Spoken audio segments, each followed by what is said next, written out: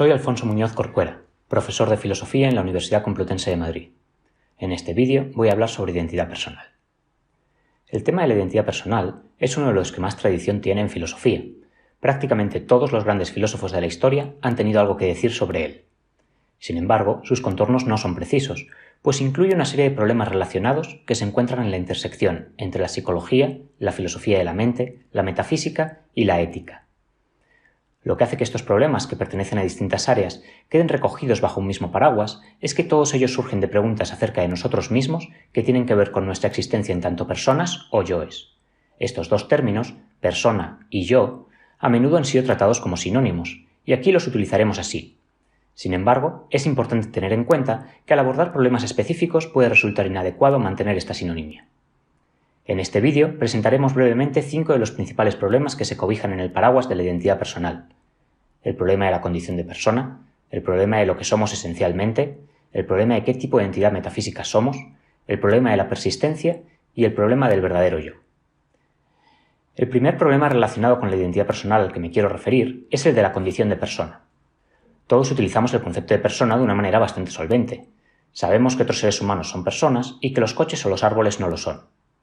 En la tradición filosófica existe también un amplio consenso en que lo que determina esta distinción entre personas y no personas es que las personas poseen autoconciencia. Sin embargo, si lo pensamos detenidamente, no parece que poseer autoconciencia sea una condición ni suficiente ni necesaria para ser una persona.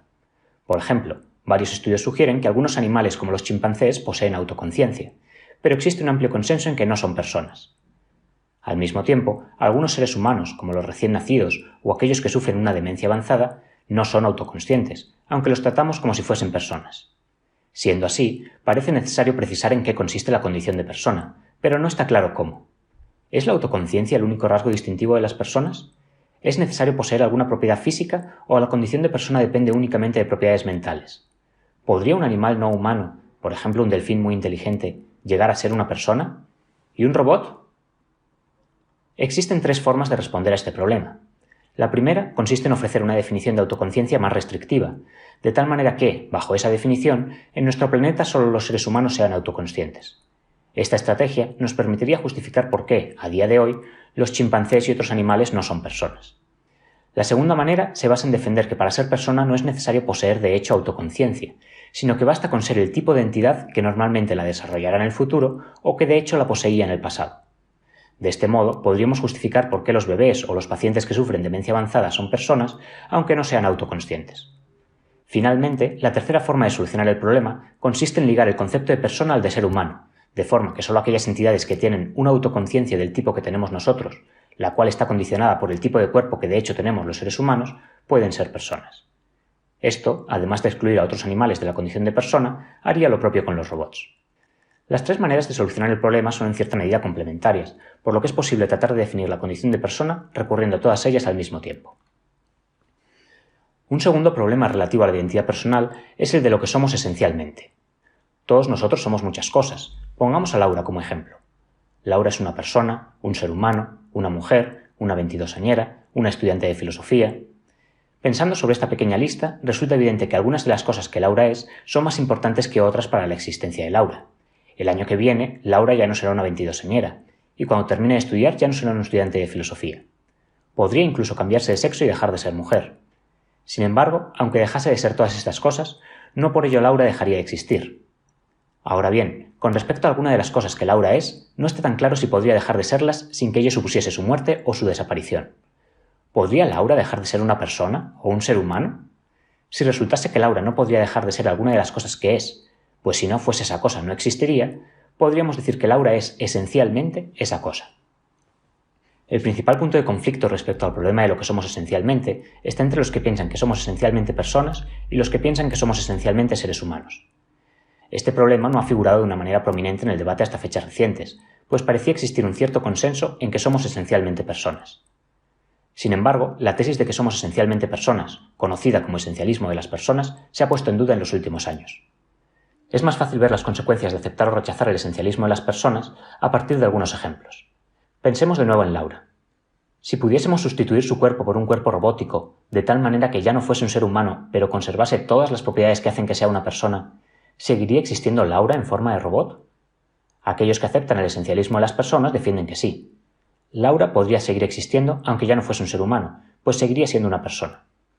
Los que defienden que somos esencialmente seres humanos piensan que no, pues Laura habría desaparecido al dejar de ser un organismo biológico. Pongamos otro ejemplo.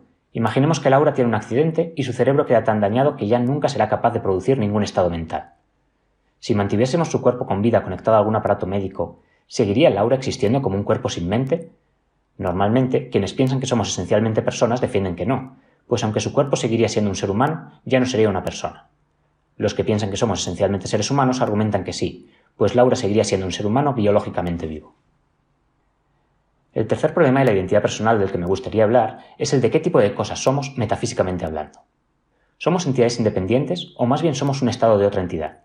¿De qué tipo de materia estamos hechos? ¿Coinciden nuestros límites espaciales con los de nuestro cuerpo? Aquellos que piensan que somos esencialmente seres humanos suelen considerar que somos un organismo biológico, lo cual no conlleva grandes problemas metafísicos.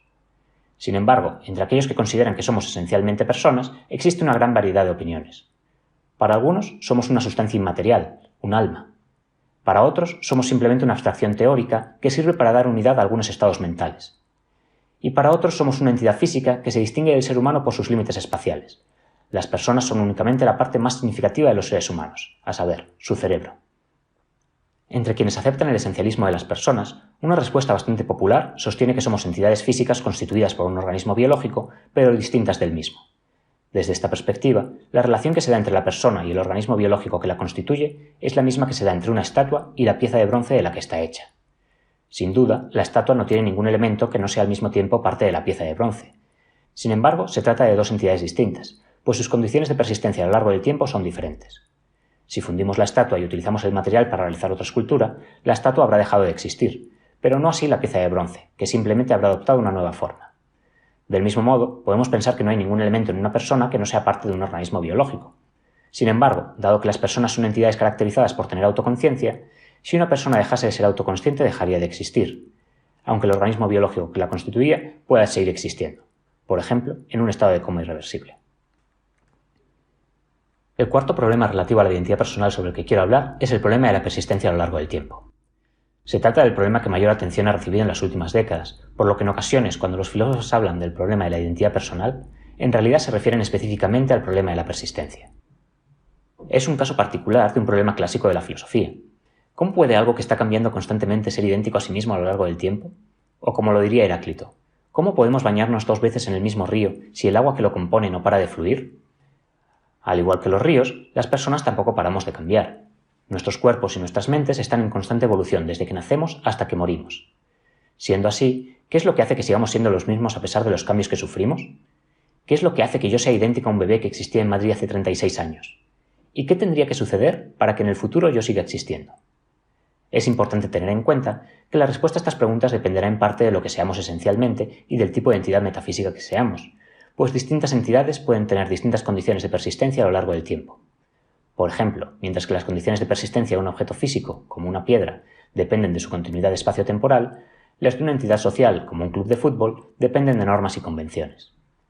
En la actualidad, existen 2 grandes grupos de teorías acerca del problema de la persistencia que se correlacionan con las 2 posibles posturas respecto al problema de lo que somos esencialmente. Los que piensan que somos esencialmente seres humanos consideran que nuestra persistencia a lo largo del tiempo depende de algún tipo de continuidad física. En contraste, los que piensan que somos esencialmente personas argumentan que nuestra persistencia a lo largo del tiempo depende de una u otra forma de continuidad mental. Finalmente, el último problema del que quiero hablar es el problema del verdadero yo. Este problema surge cuando intentamos responder a una de las preguntas más estereotípicamente filosóficas. ¿Quiénes somos? Cuando nos hacemos esa pregunta, normalmente no estamos preguntándonos quién, entre una serie de personas, somos nosotros, como si necesitásemos saber cuál es nuestro cuerpo o dónde estamos en una foto.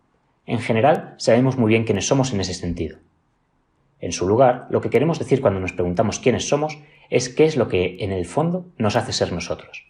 Frente a los gustos o intereses que podemos compartir con otras personas, las modas pasajeras o las cosas que hacemos por compromiso, ¿cuáles de nuestras características son auténticamente nuestras?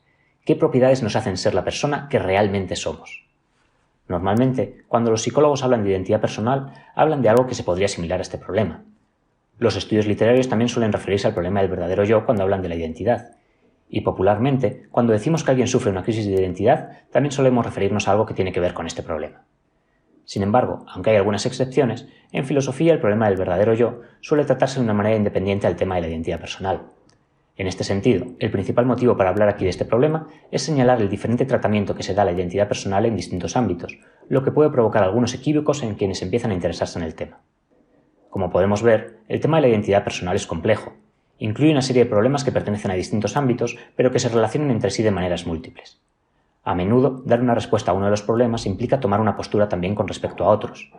Siendo así, es fácil comprender por qué es preferible darles una unidad y tratarles como un todo.